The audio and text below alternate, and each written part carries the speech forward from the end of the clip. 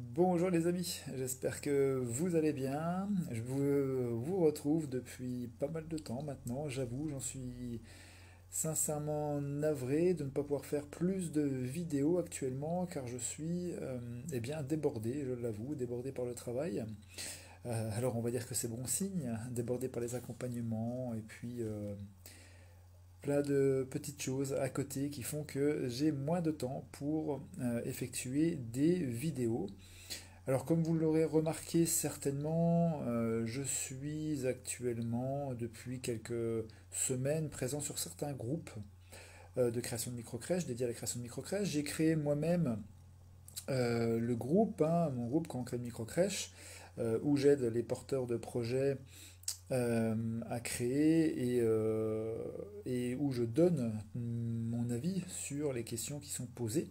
Au moins, comme ça, dans ce groupe, je m'assure qu'il y ait on va dire un expert qui sera là en fin de parcours pour donner son avis sur la création de microcrèches, car je lis certaines choses, de très bonnes choses, et j'en félicite les personnes. Par contre, je lis certaines autres choses qui me semble mauvaise. Et c'est pour ça que j'ai créé ce groupe, pour que tout le monde puisse avoir les bonnes réponses. C'est très important. Lorsqu'on recherche des réponses à des questions précises, il est important d'avoir à un moment donné un retour avec quelque chose sur lequel on peut s'appuyer et non pas des soi-disant réponses qui ne sont pas forcément en adéquation avec la réalité du terrain. Et ça, c'est important. Alors, si jamais vous souhaitez participer à cette vidéo en direct, donc n'hésitez pas hein, à me laisser des commentaires. Normalement, je suis en mesure de pouvoir les visualiser sur mon téléphone. Alors, ce que je vais faire, c'est que je vais éventuellement essayer d'aller d'aller voir. Euh, Alors, est-ce que vous m'entendez? Est-ce que vous me voyez? Il n'y a pas de souci là-dessus, j'espère. Oui, non. Bon, alors je vais essayer d'aller voir un petit peu sur la page en direct pour voir tout simplement s'il y a des personnes euh, qui, qui sont présentes et qui, alors nous sommes une paire actuellement, mais surtout qui me laissent des messages parce que pour le moment, je n'ai pas de, je n'ai pas de retour. Je n'ai pas de retour. Alors, tac. Est-ce que vous avez des questions pour ceux qui sont actuellement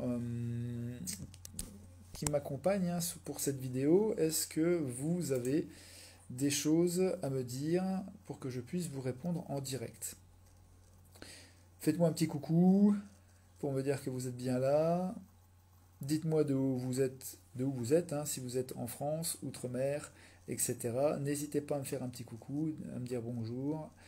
Et à partir de là, une fois que tout le monde sera connecté, tout le monde pourra participer. Si vous souhaitez participer à cette vidéo, il me semble qu'il y a moyen que nous puissions échanger les écrans, tout ça. Donc ça peut être également une bonne solution. Et je me ferai un plaisir d'échanger avec des porteurs de projets hein, en direct. Donc, alors là, par contre, je ne sais pas. Est-ce que vous. Alors, je vais essayer de laisser un petit message pour voir si.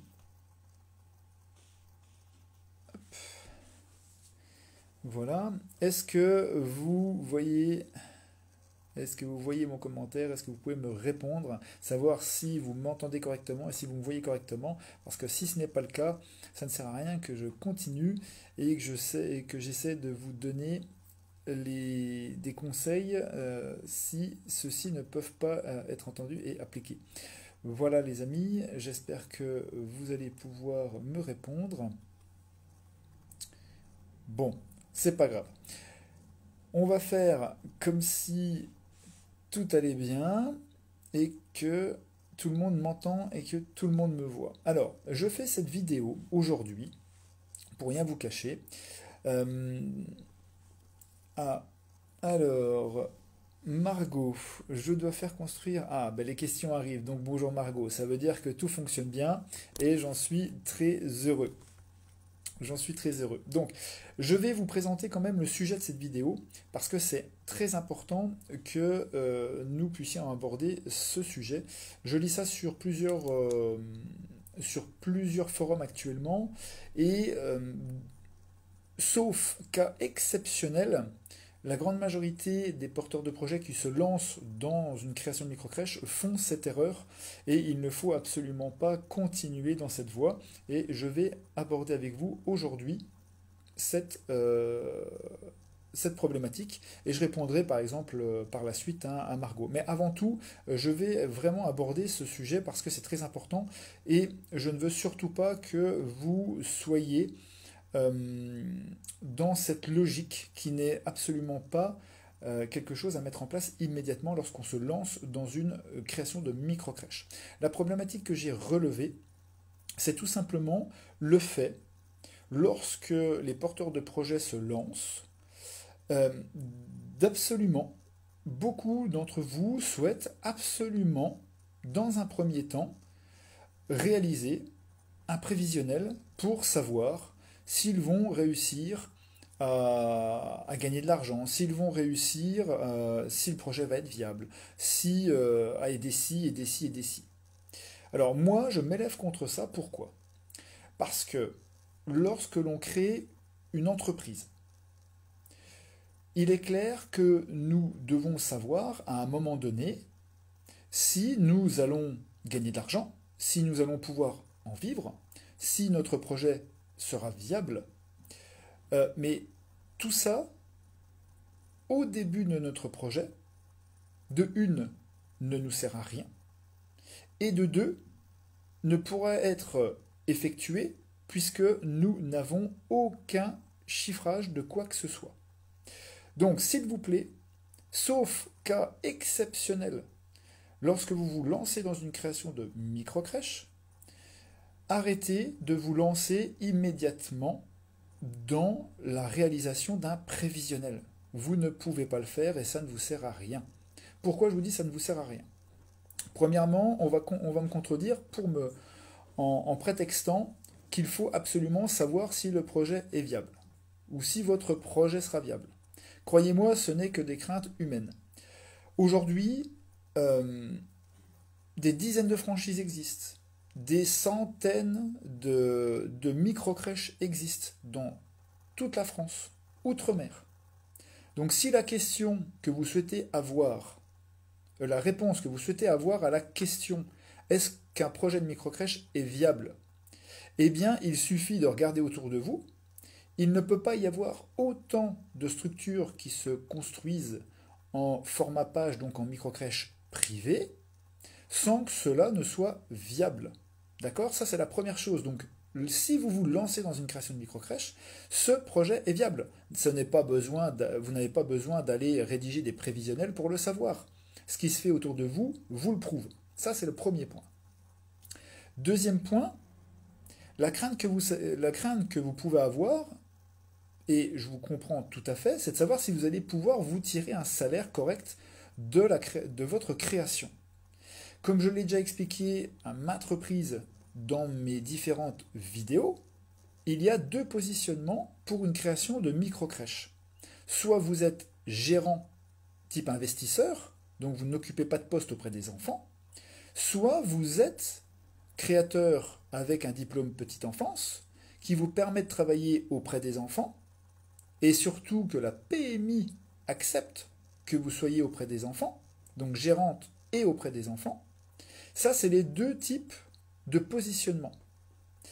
Le premier positionnement, gérant et qui n'est pas auprès des enfants, sachez que vous n'allez pas pouvoir vous tirer un salaire exorbitant. On va dire que vous allez essayer de tourner à environ 500 € par mois la première année si possible, et ensuite 800 € la deuxième année.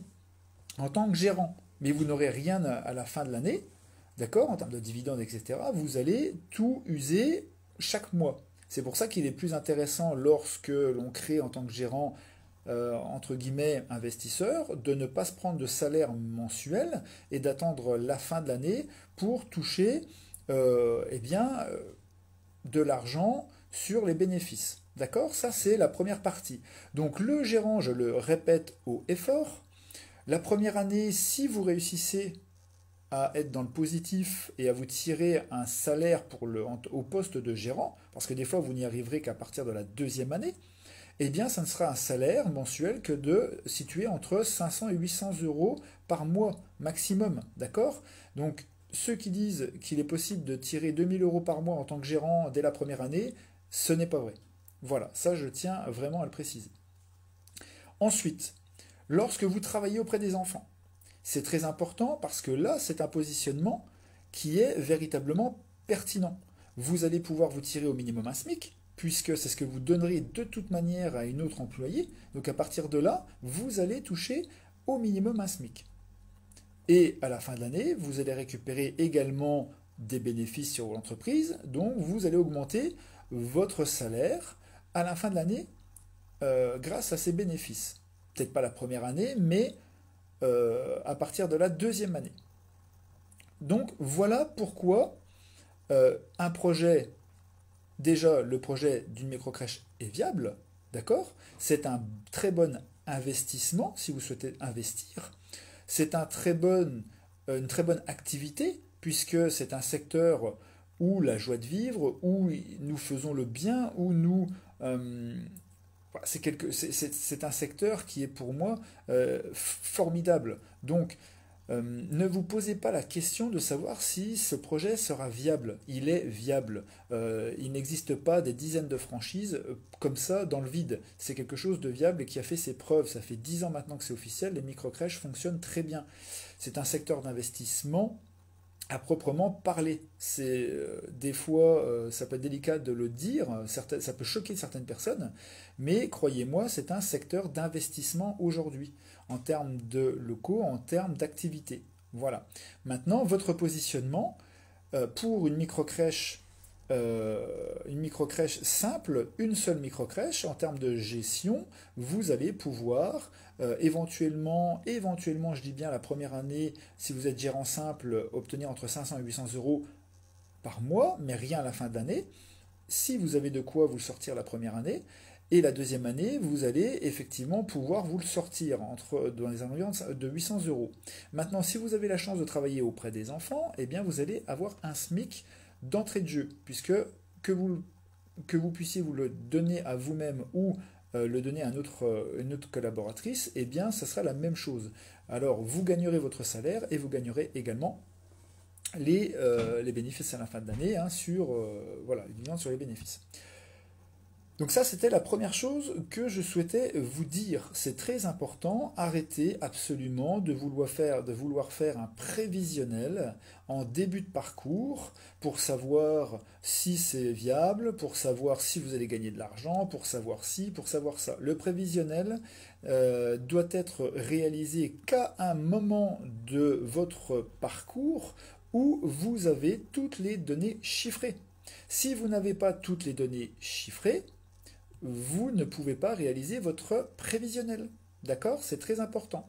Autre information, si vous arrivez au moment de faire votre prévisionnel, arrêtez d'aller chercher, s'il vous plaît, des informations chez les autres porteurs de projets. Le projet de X n'est pas le même projet que Y.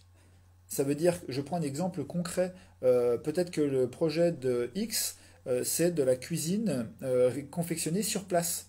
Donc si vous prenez les charges que cela implique pour cette personne, eh bien votre prévisionnel sera complètement faussé, puisque vous n'avez pas besoin de toutes ces dépenses si vous passez par un prestataire.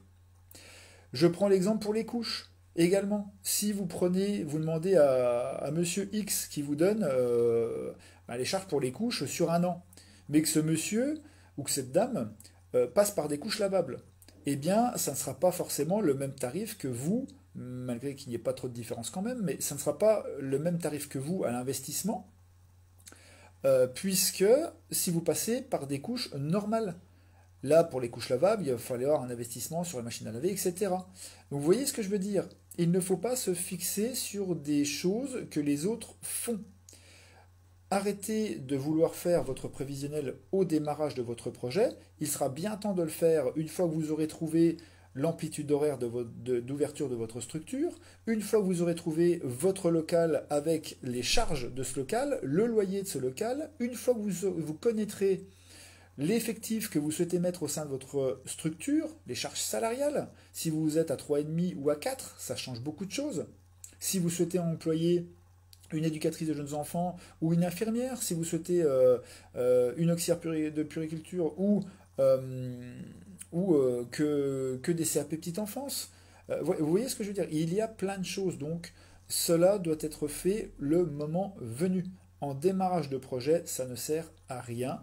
Ça sert simplement à vous mettre des bâtons dans les roues d'entrée de jeu, puisque vous vous limitez. En plus, votre prévisionnel sera faux. C'est ce que j'expliquais à une membre d'un groupe, je ne sais plus lequel d'ailleurs, euh, qui pense que son projet n'est pas viable parce que tout simplement les chiffres pris pour faire ce pseudo prévisionnel d'entrée de jeu ne sont pas les bons, tout simplement.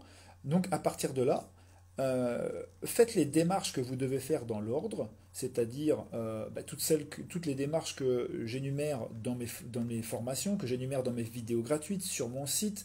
Pensez à vous, pensez à vous positionner, pensez à votre rapport personnel. Là, c'est important. L'apport personnel est très important.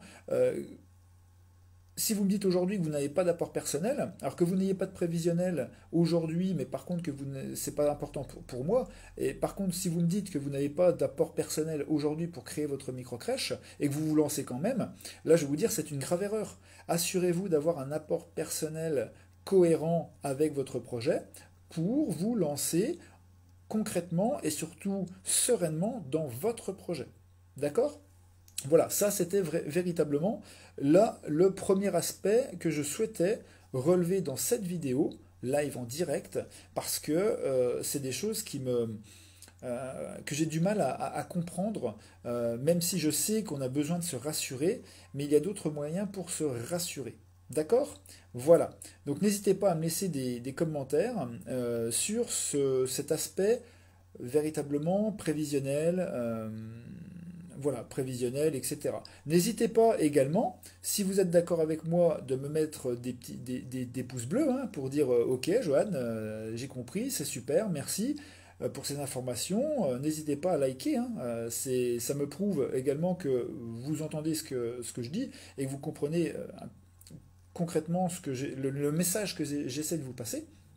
C'est pour moi très important. Merci beaucoup. Donc voilà, ça c'était la première partie. Donc maintenant, ce que je vais faire, c'est que, eh bien, comme Margot m'a laissé un message, je vais prendre une petite partie de ce temps pour répondre à vos commentaires. Alors, Margot me dit, je dois faire construire une micro-crèche en ossature bois avec mon conjoint. Cependant, comment trouver un garant pour la SCI? Merci. Alors, Margot, comment dire? Pour répondre à cette question, je n'ai pas de solution miracle. Trouver un garant pour la SCI, tout dépend comment vous souhaitez créer cette SCI. Avec qui, comment, combien, enfin, les parts, c'est une société, hein, pour ceux qui ne savent pas, c'est une société civile immobilière. Donc ça reste avant tout une société avec des parts, avec des personnes à la tête, plusieurs personnes à la tête de cette société. Donc pour être garant, trouver un garant, ça sera soit éventuellement dans votre entourage, ça va être également des investisseurs qui sont en mesure, qui ont de l'argent de côté et qui souhaitent investir dans quelque chose de concret et de viable. Et là, je reviens à ce que je disais tout à l'heure, la viabilité d'un projet de création de microcrèche. Aujourd'hui, je suis dans le même cas que Margot. Je vais faire construire ma troisième structure, en ossature bois d'ailleurs, donc je vous félicite Margot, hein, c'est à mon sens un très bon choix. Et cette troisième structure sera créée de la même manière que Margot, sous forme de SCI, mais je n'ai pas besoin, pour ma part, de garant, puisque les garanties qui sont mises sur le local en lui-même, le futur local en lui-même, bah, garantissent sans aucun problème, en cas d'échec, le remboursement des banques, etc. Donc, si vous pouvez nous en dire un petit peu plus, Margot, sur le pourquoi euh, impératif du garant dans la création de votre SCI. Voilà. Est-ce que, est-ce que vous avez d'autres questions à me poser pour que je puisse y répondre dans ce direct? Alors profitez-en. Ce direct ne va pas durer extrêmement longtemps, donc n'hésitez pas à me poser vos questions. J'y répondrai avec grand plaisir. Voilà. Et si jamais vous voulez même intervenir avec moi, parce qu'il me semble, alors je ne suis pas un expert en direct, mais il me semble qu'on peut intervenir à deux en direct sur un live. Donc si vous jamais vous choisissez euh, de participer à cette vidéo, eh bien n'hésitez pas à me faire une demande de participation et je pense que je pourrais vous, si je trouve la manip, je pourrais vous accueillir dans ce live en direct avec moi pour échanger sur votre projet de microcrèche. Est-ce que donc, là nous sommes encore une douzaine hein, de participants. Est-ce que vous avez des questions? Oui, non, n'hésitez pas, je suis là pour vous. Je prends de mon temps pour répondre à vos questions, donc n'hésitez surtout pas. Et si vous souhaitez participer, je vois que, si je ne me trompe pas, que Akima est parmi nous, donc je vous passe vraiment le bonjour, Akima.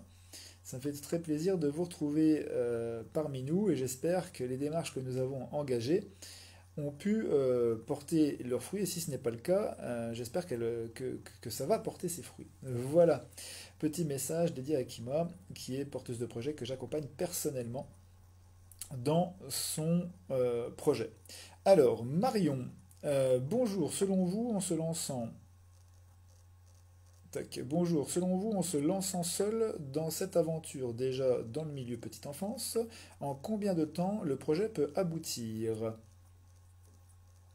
Alors, Sylvie Hugues, pour ma part, non, je vous remercie. Donc Sylvie n'a plus de questions. Bon, très bien, c'est impeccable, merci pour tout. Pour Marion, alors, Marion, il y a plusieurs choses à prendre en considération. Ce qui sera vrai pour moi ne sera pas vrai pour vous. Je vous explique. Euh, Vous êtes dans le milieu de la petite enfance, mais déjà, il y a le secteur géographique. Le secteur géographique est très important. Le temps de mise en place d'une structure microcrèche à Paris ne sera pas du tout le même que le temps que nous allons passer à Nancy. Vous voyez? Donc ça c'est le premier point. Ensuite, il y a également le temps du projet, mais du projet financier. C'est-à-dire que l'apport personnel que j'ai à mettre dans mon projet n'est peut-être pas le même que le vôtre, ou le même que qu'une autre personne. Et plus votre apport personnel sera élevé, et plus vous aurez de facilité à obtenir un prêt bancaire, à trouver une banque qui vous suivra. Donc ça, c'est un deuxième gain de temps. Ça, c'est important à savoir. Donc en gros, à la louche, si vous êtes, on va dire, en province, j'estime entre 12 et 14 mois pour créer une micro-crèche. Par contre, si vous êtes sur le milieu secteur parisien, je vais vous dire plutôt, alors je vais être large. Je vais être vraiment dans le cas où on a vraiment beaucoup de mal à trouver un local, parce que c'est ça la grosse difficulté, hein, c'est de trouver un local sur le secteur parisien. Je vais vous dire entre 12 et 18 mois. Voilà, 12-14 en province, 12-18 sur le secteur parisien. Voilà, j'espère avoir répondu à votre question. Alors, Amine, quelle est la meilleure solution, franchise ou individuelle? Alors, euh, Amine, c'est pareil. Tout dépend de votre personne. Euh, il y en a pour qui je recommande une franchise. Pour d'autres, je vais recommander par-dessus tout l'accompagnement personnalisé sans franchise. Alors, je vais vous donner rapidement le- mes conseils pour choisir. Si vous n'avez pas beaucoup de temps à consacrer à votre projet, mais par contre que vous avez beaucoup d'argent, si je puis dire, eh bien là, je vais vous préconiser de vous retourner vers une franchise. Pourquoi? Parce que la franchise va pouvoir faire des choses rapidement. En fait, vous n'allez pas avoir obligatoirement à vous impliquer à 100% dans votre projet. D'accord? Alors moi, je suis contre ça, hein. Je vous dis sincèrement, je suis contre ça. Mais voilà, la franchise va vous permettre de ne pas forcément vous impliquer à 100% dans votre projet. Donc voilà, ça, si vous n'avez pas le temps, si vous n'avez pas le temps, eh bien, et que vous avez de l'argent, je vous recommande, dans ce cas précis, la franchise. Par contre, si vous avez, on va dire, deux demi-journées, au minimum une demi-journée par semaine, deux étant l'idéal.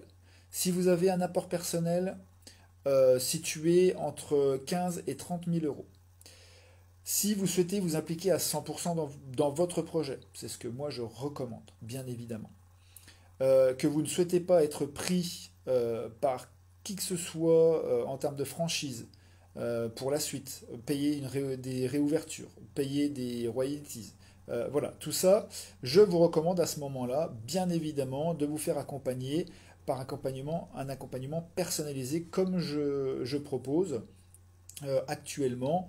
Par exemple, ben, sur le chat, hein, là, comme vous pouvez le voir, Charagella est une personne que j'accompagne personnellement avec grand plaisir dans ses démarches de création. Et c'est un parcours, on va dire, très atypique. Je ne vais pas en dire plus. Parce que voilà, mais Charagella a un parcours très atypique et une situation très atypique où je prends vraiment beaucoup de plaisir à l'accompagner dans son projet. Donc voilà la différence entre est-ce qu'on doit aller vers une franchise. Pour moi, il n'y a qu'une situation qui me ferait aller vers une franchise. Ou alors, est-ce que on doit être accompagné par un accompagnement personnalisé. Et là, pour moi, 98% des cas, eh bien, j'opterais pour ce cas parce qu'en gros, il y a tous les avantages d'une franchise sans les inconvénients. Voilà. Donc en espérant avoir répondu à votre question, Amine, alors maintenant je passe au message de Fabi. Bonjour. Quels sont les motifs, raisons pour lesquels la PMI peut refuser une demande d'agrément? Si les diplômes sont respectés, les locaux aux normes. Alors, en toute franchise, je n'ai jamais vu de PMI refuser un projet si vous répondez à toutes leurs demandes. C'est pas compliqué. La PMI, aujourd'hui, dans chaque département, a un cahier des charges. Les PMI vous accompagnent dans votre projet. Si vous répondez à leurs demandes, des fois c'est clair, c'est un peu compliqué, mais si vous répondez à leurs demandes, les PMI ne refuseront pas, d'accord, l'agrément. C'est si vous souhaitez aller à l'encontre de leurs demandes que là, les PMI, en tout état de cause, auront le droit de s'opposer à votre création, puisque vous n'aurez pas répondu à leur cahier des charges. Mais à partir du moment où vous répondez à leur cahier des charges, sincèrement, et Dieu sait que j'en suis pratiquement à 50 accompagnements, plus 3 structures à mon nom bientôt, je touche du bois, euh, en métropole et outre-mer, je n'ai jamais vu de PMI qui vous accompagne jusqu'à la fin du projet et pour vous dire à la fin, votre projet est refusé. Je n'ai jamais vu ça.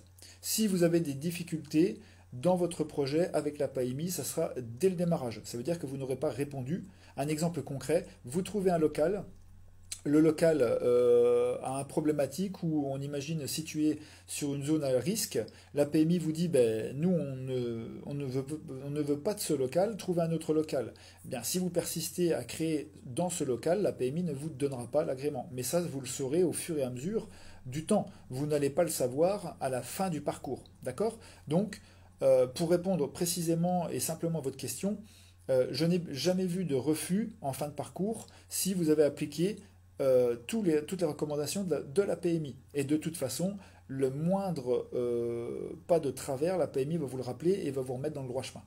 Voilà Fabi, j'espère que j'ai pu répondre à votre interrogation. Alors, Marwa, bonjour, je suis du Maroc, c'est mon projet de rêve. Ma question portera plus sur les clés de réussite du projet. Je suis une personne passionnée par le monde des enfants. Je compte déjà commencer par une formation éducatrice, spécialement Montessori, pour bien développer mes compétences dans le domaine. Alors, Marwa, bravo, hein, c'est un très beau projet, hein, je vous félicite, voilà, je vous pousse à réaliser vos rêves. Maintenant, est-ce que votre projet sera de créer au Maroc ou en France? Ça, c'est très important. Si c'est pour créer en France, je peux vous aider parce que je connais toute la réglementation et la législation dans le domaine. Par contre, si c'est pour créer ce type de concept au Maroc, malheureusement, je ne vous serai d'aucune aide puisque je ne connais pas la réglementation et la législation portant, on va dire, dans ce domaine au Maroc. Voilà. Alors, ben, voilà, ah ben, Shara Gela, justement, nous en parlions. Salut Johan, merci pour cette vidéo très constructive. Je vous suis attentivement. Merci à vous, Akima, pour votre suivi et la confiance accordée. Alvina. Alvina, bonjour, je suis dans les démarches de mon projet de microcrèche. Le local, c'est OK dans une petite commune. Ça, c'est déjà un très bon point. Business plan, OK, je suis en train d'établir la demande d'ouverture pour le département. Comment procéder au mieux? Alors, Alvina, votre question me perturbe un petit peu, parce que si vous êtes en train de procéder à votre demande d'ouverture, c'est que la PMI vous a suivi dans votre projet. C'est que le local, si vous me dites qu'il est OK, a été validé par la PMI. Votre business plan, alors ça c'est un terme sur lequel il faudrait qu'on revienne aussi, le business plan, pour le milieu d'un microcrèche, mais enfin c'est pas grave, je vais pas m'étaler sur le sujet tout de suite. Donc si tout est OK, normalement votre dossier doit être validé par la PMI. Et la PMI, une fois qu'ils auront reçu votre dossier complètement, donc par mail et par courrier avec accusé réception, va être transmis au département, enfin au président, hein, un conseil général, ou voilà, et va être validé. Donc, je ne vois, quelles sont les problématiques que vous rencontrez, Alvina? N'hésitez pas à laisser d'autres messages. Alors, Chargela, Johan, ça va de même pour la CAF si on rentre dans le cadre proposé par la CAF dans la création de microcrèches. Oui, tout à fait. Alors, quand je dis PMI, ce sont tous les porteurs de projets passent par la CAF et la PMI. C'est-à-dire que la PMI, c'est le côté technique, voilà, c'est le côté vraiment technique, et la CAF, côté financier. Ça veut dire que la CAF travaille en collaboration avec la PMI. Si la CAF et la PMI, dans les prémices, s'accordent sur le fait que votre projet est viable, eh bien, il suffit de suivre leurs recommandations et tout ira bien. Par contre, la CAF vous dira au début de parcours si votre projet est éligible ou non aux aides PIAGE, le nouveau plan d'aide à la création de microcrèches de 2018-2022. Et là, la CAF peut éventuellement revenir, malheureusement, sur ses dires en fonction de la date. On imagine que vous créez en 2021 et la PIAGE change en 2023, donc on vous crée en 2022 et que la PIAGE change en 2023, mais que votre dossier n'est toujours pas passé en commission, là il peut y avoir des changements. Mais mis à part ça, si vous, dès le début, vous êtes en bonne relation avec la CAF et la PMI, il n'y aura pas de problématique. Voilà, nous sommes... eh bien, j'en suis à la fin des... J'ai répondu à tous vos commentaires, donc n'hésitez pas. Si c'est bon pour vous, si vous n'avez pas d'autres questions, eh bien, merci beaucoup d'avoir participé à cette vidéo. Je vous laisse encore, allez, encore 2 minutes pour vraiment être certain que vous n'ayez plus de questions à me poser. Et n'hésitez pas à me laisser des commentaires, à savoir si vous avez apprécié une fois de plus ce type de vidéo, ce vidéo live en direct où je réponds directement à vos questions. Si vous souhaitez que je reproduise ce type d'événement, voilà, n'hésitez pas, il faut que ça soit interactif.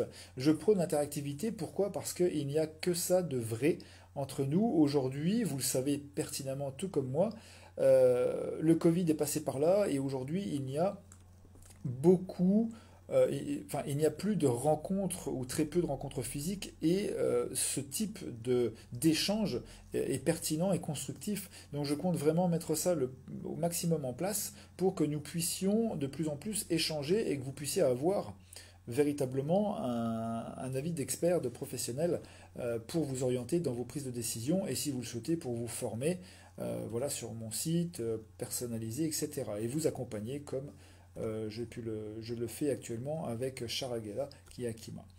Voilà, donc Alvina, je me permettrai de revenir vers vous pour vous expliquer, je dois m'absenter. Très bien, et bien je vous dis à très bientôt alors. Voilà les amis, j'espère avoir pu répondre à vos premières interrogations. Nous remettrons en place d'autres événements de ce type.